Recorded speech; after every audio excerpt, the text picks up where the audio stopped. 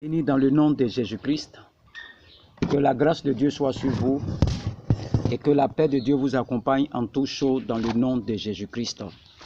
Je suis le prophète Jean Guéa de la mission divine d'amour, et nous sommes en train de voir un thème, les vœux que nous faisons à Dieu, les vœux que tu fais à Dieu. Nous sommes en train de travailler. Lorsque tu arrives chez des serviteurs pour prier pour toi, ils vont te dire, si on prie pour toi, que Dieu fait là, qu'est-ce que tu vas donner à Dieu? Et d'autres personnes ont des stratégies pour nous avoir. Et nous sommes en train de voir ce que la parole nous recommande. Et lorsque nous prenons Deutéronome 23, verset 21, on dit, si tu fais un vœu à l'Éternel ton Dieu, tu ne tarderas point à l'accomplir, car l'Éternel ton Dieu t'en demanderait compte et tu te chargerais d'un péché. Donc, si tu fais un vœu à l'Éternel, que tu ne respectes pas le vœu, c'est un péché. Alléluia. Donc, beaucoup de personnes, lorsqu'ils vont vouloir prier pour toi, ils vont te dire, si je prie pour toi, qu'est-ce que tu fais pour Dieu? Qu'est-ce que tu donnes à Dieu? C'est ce qu'on appelle les vœux. Et ils savent que la parole est sacrée. Alléluia. Et nous avons vu beaucoup de personnes qui étaient en quête de travail, qui sont allées pour qu'on prie pour eux. Et on leur a demandé, quand tu vas avoir ton travail là, qu'est-ce que tu donnes à Dieu? Et la personne dit que quand je vais travailler, je vais donner mon premier salaire à Dieu. La personne ne sait pas qu'est-ce qu'il attend demain. Il ne connaît pas quel problème qu'il attend demain. Et on les oblige à faire des vœux. Et beaucoup de personnes sont venues travailler. Ils ont fait des vœux d'abord. Et quand ils sont venus sur le terrain, ils ont vu qu'il y a beaucoup de difficultés sur le terrain. Ils n'avaient pas toutes les réalités. Donc, ils ont fait un vœu. Ils étaient contraints. On va prier pour toi. Tu fais quel vœu à Dieu? Tu donnes quoi à Dieu? Si Dieu même te donne le travail, s'il te donne le voyage. Et il y a des gens qui ont dit beaucoup de choses. Et aujourd'hui, ils sont venus travailler. Il y a d'autres qui ont voyagé. Il y a plein de personnes. Ils ont fait un vœu à l'Éternel. Ils n'ont pas respecté le vœu. Il dit, si tu fais un vœu à l'Éternel, ton Dieu, tu ne tarderas point à l'accomplir, car l'Éternel, ton Dieu, t'en demanderait compte et tu te chargerais d'un péché. Si tu t'abstiens de faire un vœu, tu ne commettras pas un péché. Pourquoi on n'utilise pas ce passage? Tu ne fais pas un vœu, on dit c'est pas un péché. Je prie pour toi, tu es restauré, tu prends ta route, tu t'en vas. Je n'ai pas bien te dire non. Si je prie pour toi là, qu'est-ce que tu vas donner à Dieu? Il dit si tu ne fais pas un vœu là, ce n'est pas un péché. Le verset 23 dit, si tu observeras, tu accompliras ce qui sortira de tes lèvres. Comme c'est sorti de tes lèvres, tu dois accomplir ça. Par conséquent, les vœux que tu feras volontairement à l'Éternel ton Dieu et que ta bouche aura prononcé. Donc, le vœu là, ça vient de toi-même, ton cœur. Et lorsque nous prenons Romains 10, verset 1, ça c'est l'apôtre Jean. Romains 10, verset 1, il dit quoi? Il dit, frère, le vœu de mon cœur et ma prière à Dieu pour eux, c'est qu'ils soient sauvés. Donc si je prie pour toi, je prie que tu sois sauvé, que tu sois libéré, que tu sois restauré, que tu sois transformé. Je prie pour toi. C'est tout ce qu'on me demande. Regardez Matthieu 27, verset 19. Matthieu 27, verset 19. C'est un petit résumé. Nous allons rentrer maintenant dans le but du sujet. Matthieu 27, verset 19. Il dit, pendant qu'il était assis sur le tribunal, sa femme lui fit dire qu'il n'y ait rien en toi et ce juste, car aujourd'hui j'ai beaucoup souffert en songe à cause de lui. Donc vous voyez, la femme de cet homme a beaucoup souffert à cause de Jésus-Christ. Elle dit qu'il n'y ait rien en toi et c'est juste. Quand tu ne respectes pas les vœux, tu ne peux pas dormir. C'est dans ton cœur, c'est comme une condamnation. Donc tu dois honorer ton vœu. Tu dois respecter le vœu. Et nous avons vu dans le livre de Juge, 11, l'histoire de Jephthé, qui doit aller en guerre contre ses ennemis, et il va venir voir Dieu, et il va dire à Dieu, si tu me donnes la victoire là, quand je vais rentrer chez moi, je vais te consacrer toute personne, je vais te sacrifier toute personne qui va sortir à ma rencontre. Et Dieu a exaucé Jephthé. Il a exaucé Jephthé. Jephthé a eu la victoire sur ses ennemis. Il a exaucé Jephthé. Il a fait un vœu stupide. Ce n'est pas quelqu'un qui lui a dit de faire vœu. C'est venu de son cœur lui-même. Donc, ce n'est pas quelqu'un qui a te dit, quand je vais prier pour toi là, qu'est-ce que tu vas donner à Dieu? Non. Ça, c'est un vœu. Il connaît la puissance des vœux. Il sait que quand tu fais un vœu à Dieu, là, c'est ta parole. Tu engages ta parole. Il ne faut jamais faire vœu à Dieu. Si tu n'es pas sûr, il ne faut pas faire vœu à Dieu. Je préfère que tu t'abstiennes. Ce n'est pas un péché. Beaucoup comme ça souffrent. Ils ont oublié qu'il y a quelqu'un qui a prié pour eux. Quand je vais travailler là, je vais donner tout mon argent, mon salaire à Dieu, la moitié de mon salaire. D'autres ont dit la moitié même de leur salaire, ils vont donner ça à Dieu. Ils ne savent pas ce qui se passe sur le terrain. Quelques années après, là, il travaille. Il a changé. Il voit que c'est difficile. Il ne peut plus donner la moitié de son salaire à Dieu. Des vœux stupides comme le vœu de Jephthé. Jephthé 11, Juge 11. Il a fait un vœu stupide. Beaucoup font des vœux stupides. Font des vœux comme ça. Et vous vous condamnez vous-même. Il faut arrêter de faire ça. Ces serviteurs de Dieu qui mettent des gens, non, si il prie pour toi là, qu'est-ce que tu vas donner à Dieu? Non, ce n'est pas comme ça. C'est laisser le patient lui-même. C'est lui qui décide. C'est dans son cœur que ça se passe. C'est lui qui reçoit la pensée dans son cœur. Et il lui fait le vœu à Dieu. Ce n'est pas quelqu'un qui va te dire, qu'est-ce que tu vas donner à Dieu? Qu'est-ce que tu donnes à Dieu? Je me rappelle quand j'avais eu mon rappel, on avait prié pour moi, demandé, ben, tu donnes quoi à Dieu? J'ai dit, je donne tout mon salaire à Dieu. Mais le jour où mon rappel est tombé, j'avais l'argent en main, mais pourquoi j'ai donné tout mon salaire à Dieu? J'ai discuté quand j'ai pris mon salaire pour aller donner. Dans mon cœur, mais je n'étais pas content. Mais j'ai déjà fait un vœu stupide. J'ai fait un vœu. Imaginez-vous si je n'avais pas respecté le vœu là. J'allais avoir tous les problèmes avec Dieu. Pourquoi tu vas prier pour moi? Et puis forcément je dois faire un vœu à Dieu. Tu me condamnes. Ce n'est pas normal. Nous voyons Jephthé qui a fait un faux vœu. Il a sacrifié son enfant. Vous lisez Juge 11. Il a oublié de sacrifier son enfant. Qui t'a dit de faire vœu à Dieu même? Tu ne sais pas ce qui t'attend demain. Les temps sont difficiles. Vous parlez seulement, je vais faire ça à Dieu, je vais donner ça à Dieu. Dieu là, n'oublie pas la parole que tu dis dans ta bouche. Les paroles sont sacrées. Il faut faire très attention. Lorsqu'on te demande, on va prier pour toi.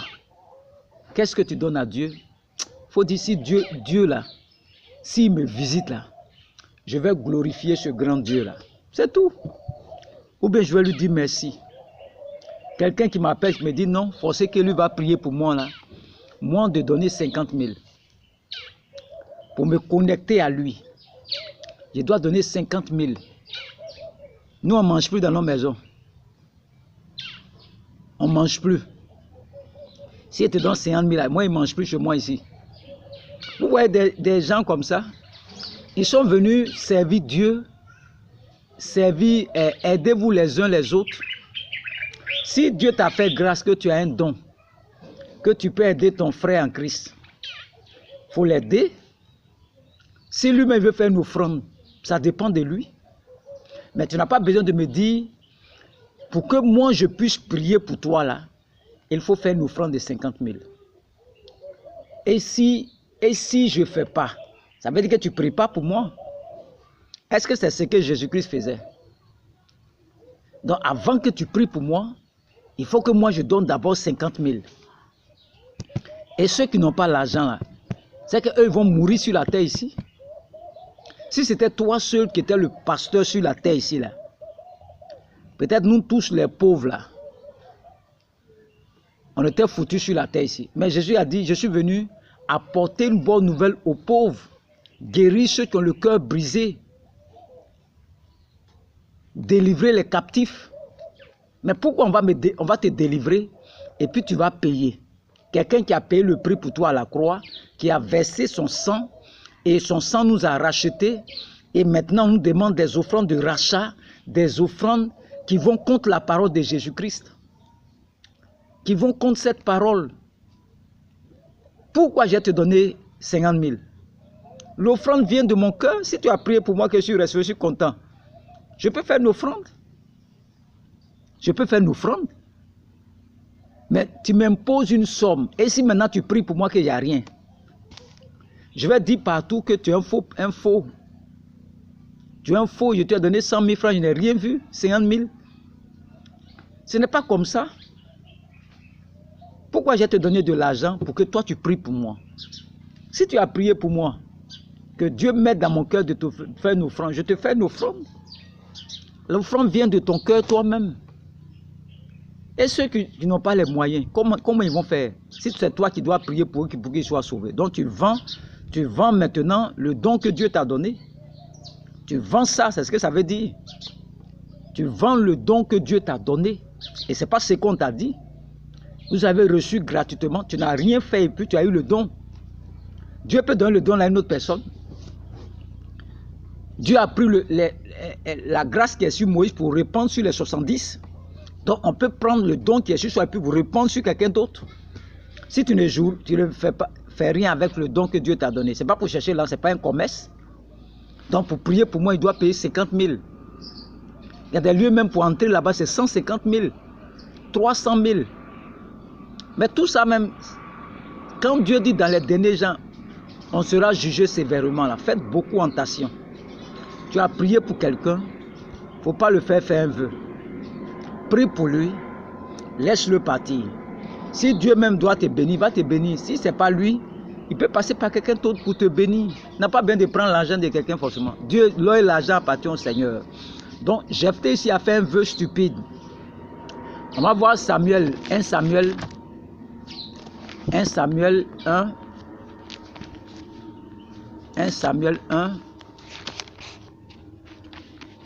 verset 11. On dit, elle fit un vœu en disant, l'Éternel des armées, si tu daignes regarder l'affliction de ta servante, si tu te souviens de moi, n'oublie point ta servante, et si tu donnes à ta servante un enfant mâle, je le consacrerai à l'Éternel pour tous les jours de sa vie, et le rasoir ne passera point sur sa tête. Donc, voici Anne, la maman de Samuel, le prophète Samuel, qui est venue à l'église.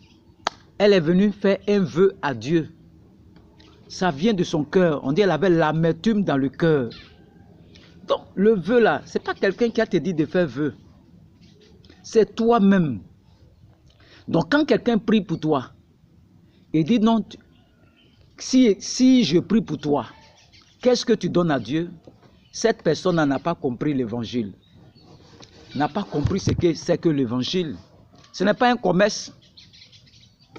Tu pries pour moi, je suis guéri, je m'en vais. Nous sommes là pour évangéliser, pour gagner des âmes. Non, je prie pour toi là. Est-ce que tu as donné ta vie à Jésus-Christ? Non, ce n'est pas comme ça. Si tu pries qu'il est guéri, s'il veut venir chez toi, il vient chez toi. Si c'est l'un de nôtres, il va venir. Je ne vais pas bien te dire à quelqu'un, quand je vais prier pour toi là, il faut que tu acceptes Jésus-Christ. Non, ce n'est pas comme ça.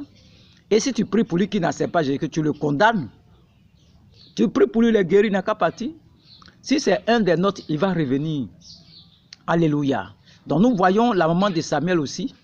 Ce n'est pas quelqu'un, ce n'est pas Élie qui lui a dit de faire un vœu. Elle-même rentre dans le temple. Elle dit, Seigneur, si tu me donnes un enfant, je vais te consacrer cet enfant. Jephthé lui-même sait qu'il va aller en guerre. Juge 11. Il a tous les problèmes, n'a pas l'assurance. Il dit, Seigneur, si tu me donnes la victoire là, je vais te sacrifier toute personne. Lorsque je vais rentrer dans ma maison, toute personne qui va venir à ma rencontre, je vais te sacrifier cette personne.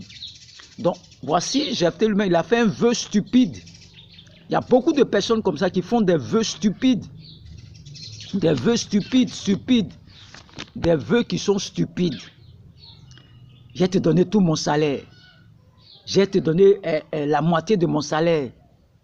Et après, quand il vient sur le terrain, il voit d'autres réalités. Il a honte maintenant, il ne va plus à l'église. Il ne peut plus donner la moitié de son salaire. C'est un vœu stupide. Dieu va faire quoi ton argent? Il t'a dit de payer la dîme et puis les offrandes. De faire les offrandes, de payer ta dîme. Qu'elle a fait toutes ces choses-là. Le vœu que tu fais là, c'est ce qu'on appelle les vœux stupides. Tu n'as même pas commencé à travailler. Tu n'as rien fait. Tu dis que toi, tu vas prendre ton salaire pour donner à Dieu. Et quand tu arrives sur le terrain, tu ne manges pas. Pendant des années, tu fais comment? Est-ce que c'est l'homme de Dieu là qui t'envoie à manger? Non. Est-ce que lui-même t'envoie là pour que tu manges? Rien. Mais il t'a fait faire un vœu. Quand je prie pour toi là, qu'est-ce que tu donnes à Dieu? Toi aussi, tu ne savais pas. Tu dis, je donne tout mon salaire à Dieu. Ou bien d'autres m'ont dit que quand moi j'ai travaillé, je donne la moitié de mon salaire à Dieu. Maintenant, tu es allé sur le terrain. C'est après 1 an et quelques que ton rappel va venir. Mais pendant 1 an et quelques là, est-ce que c'est l'homme de Dieu là qui t'envoie à manger? Pour que tu prennes tout ton salaire pour donner à Dieu là. C'est un vœu stupide. Et on voit des personnes qui ont fui, qui ont abandonné Christ, n'ont pas pu supporter le vœu. Ils ont fait un vœu stupide. Donc, homme de Dieu, arrêtez de prier pour les gens et leur dire, si je prie pour toi là, tu donnes quoi à Dieu? Ce n'est pas biblique. Il ne faut pas mettre tes fidèles sur des jougs en leur faisant faire des vœux. Si je prie pour toi là, tu donnes quoi à Dieu? Toi-même, quand on prie pour toi là, toi-même tu donnes quoi à Dieu aussi? Ce que tu ne fais pas là, il ne faut pas faire ça aux autres. Ce n'est pas biblique. Et moi, je suis contre ces prédicateurs qui viennent prier pour toi et puis tu demandes l'argent forcément. Ce n'est pas ce que Jésus-Christ nous a enseigné. Ce n'est pas ce que les apôtres nous ont enseigné. Pour ceux qui sont dans ces choses, il faut arrêter ça. Il ne faut pas mettre les gens sous les jougs. Tu n'as jamais fait une offrande de 100 000. Et toi, tu dis aux gens, si je prie pour toi là, tu vas faire offrande de 100 000. Mais toi-même, tu n'as jamais fait offrande de 100 000. Ce que tu n'as jamais fait là, il ne faut pas mettre sur la tête des gens. Ce que tu n'as jamais fait, il ne faut pas mettre sur la tête des gens. On va voir le livre de Genèse 28, à partir du verset 16. C'est l'histoire de Jacob qui fuyait son frère Ésaü, qui a volé le droit d'aînesse, qui a volé la bénédiction d'Ésaü, et il fuyait pour aller chez Laban. Et on va voir en coup de roue ce qui s'est passé. On dit, voici, je suis avec toi. On va le verset 10, on va commencer par le verset 10 d'abord. Genèse 28, verset 10. On dit, Jacob partit de Beersheba et s'en alla à Charan.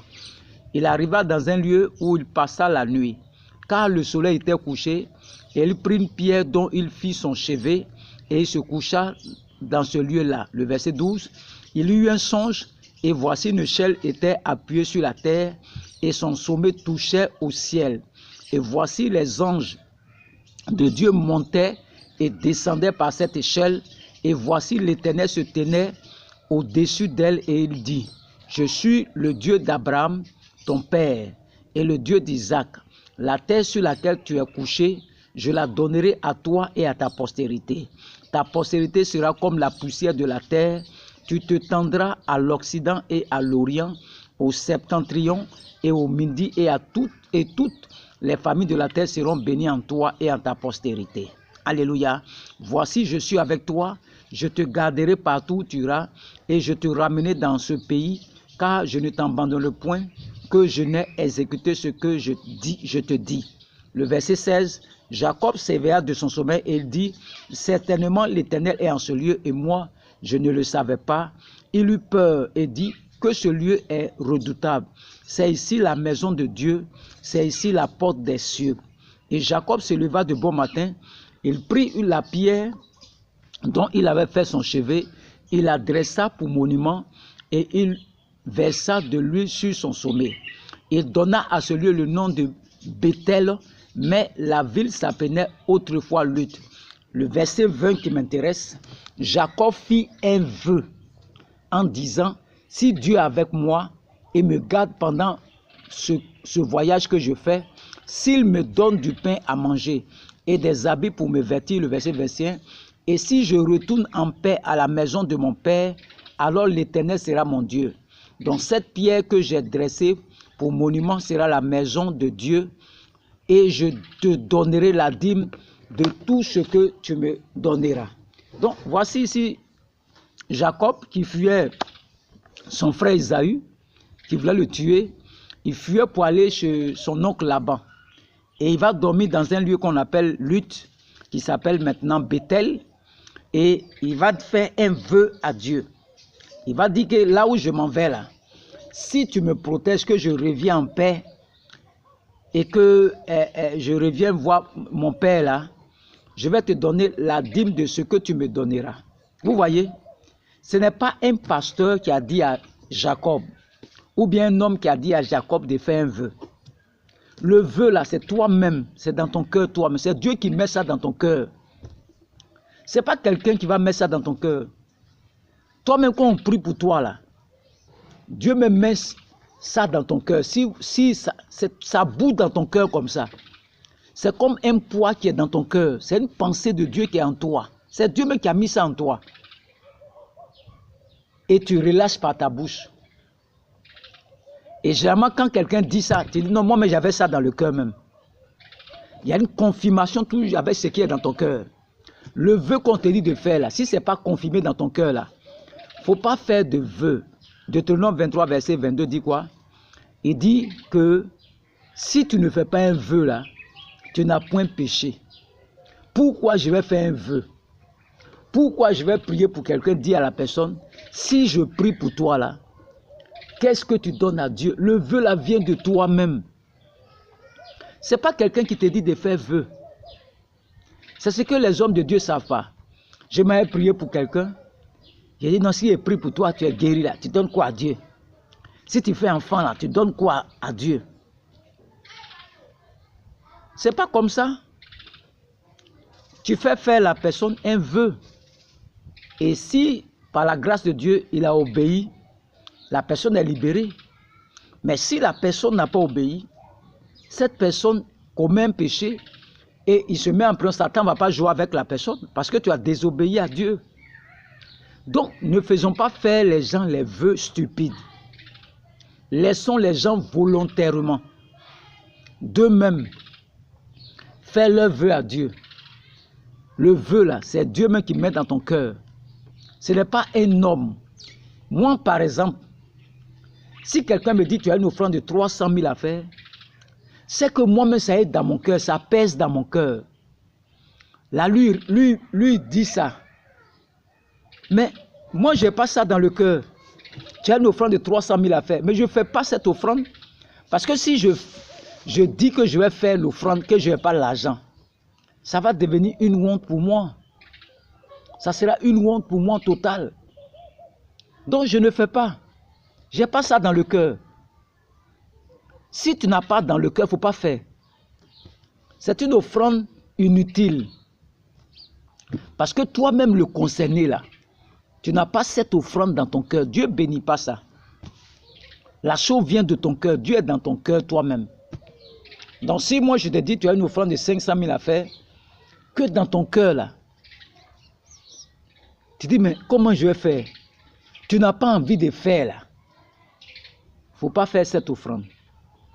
Il n'y a pas de bénédiction dans cette offrande. Parce que ça ne vient pas de ton cœur. Ce sont des bénédictions qui sont empoisonnées. Tu vas le faire selon toi-même. Mais comme ça ne vient pas de ton cœur, cette offrande, l'homme de Dieu ne doit pas manger ça. Parce que ça ne vient pas de ton cœur. Et vous allez voir des hommes de Dieu, ils sont malades, ils ne comprennent pas. Il a pris une offrande comme ça qui est empoisonnée. Ça ne vient pas du cœur. Une offrande qui n'est pas accompagnée de joie. Et l'homme de Dieu, sans manger ça, il va avoir tous les problèmes après. Il peut tomber malade. Parce que la personne, tu l'as dépouillée. Tu as pris son argent, tu l'as volé. Tu as utilisé la parole pour dépouiller la personne, mais tu vas payer ça après. Et vous voyez beaucoup de serviteurs de Dieu qui sont malades, ne comprennent pas. C'est pas qu'est-ce qui se passe. Est-ce que Dieu t'a dit de prendre l'argent avec quelqu'un? C'est Dieu même qui bénit. Dieu même peut dire au patient, il faut le donner, donc il faut faire une offrande. Est-ce que Dieu parle à tout le monde? C'est pas toi qui vas dire à la personne, s'il est pris pour toi, qu'est-ce que tu donnes à Dieu? Non. La chose vient du cœur de la personne. C'est pas toi qui vas me dire de faire un vœu. Si je prie pour toi là, qu'est-ce que tu donnes à Dieu? Non, ça c'est pas biblique. Et dit, si tu ne fais pas de vœu, c'est pas un péché. Si tu m'as dit de faire un vœu, je dis non, si tu pries pour moi que je suis guéri là, je vais glorifier Dieu. C'est tout. J'ai pas l'argent et puis je dois faire un vœu à Dieu. Et c'est ce qui m'attend demain. Il y a des situations qui t'arrivent demain là. Tu as besoin d'argent. Et j'ai dit que si ça vient, je vais te donner. Et maintenant, quand ça vient, maintenant j'ai tous les problèmes du monde, je n'arrive pas à payer ma maison. Je préfère ne pas donner et après ça me met en prison. Je suis obligé de me cacher pour rien. Donc les vœux là, ça vient de ton cœur toi-même. C'est pas quelqu'un qui va te dire de faire vœu. C'est Dieu même qui met le vœu dans ton cœur. Dieu est le Dieu des vœux. Quand Dieu veut bénir quelqu'un, il te met dans le cœur, il faut faire telle offrande.